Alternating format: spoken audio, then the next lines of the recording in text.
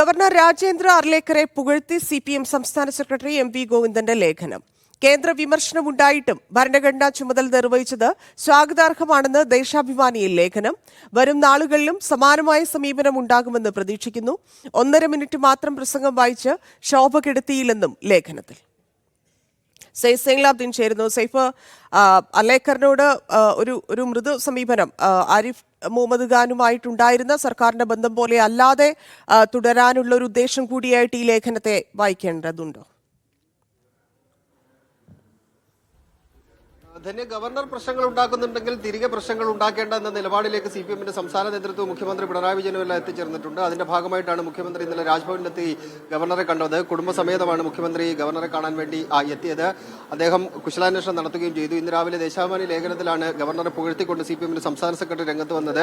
കേന്ദ്ര വിമർശനം ഉണ്ടായിട്ട് അത് പൂർണ്ണതോതിൽ വായിച്ചത് നല്ല സമീപനമാണ്. വരും നാളുകളിലും ആ സമീപനം ഉണ്ടാകുമെന്ന് പ്രതീക്ഷിക്കുന്നു. കഴിഞ്ഞ നയപ്രഖ്യാപന പ്രസംഗം 1.5 മിനിറ്റിൽ ആരിഫ് മുഹമ്മദ് ഖാൻ നിർത്തിയിരുന്നു. ആ രീതിയിൽ അത് ചെയ്യാതെ, അതിന്റെ ശോഭ കെടുത്താതെ പ്രസംഗം വായിച്ചതിനുള്ള നന്ദി പ്രകടനം കൂടിയായിട്ട് നമുക്ക് ആ ലേഖനത്തെ കാണാൻ കഴിയും. തന്നെയാണ്. ശരി സൈഫ്.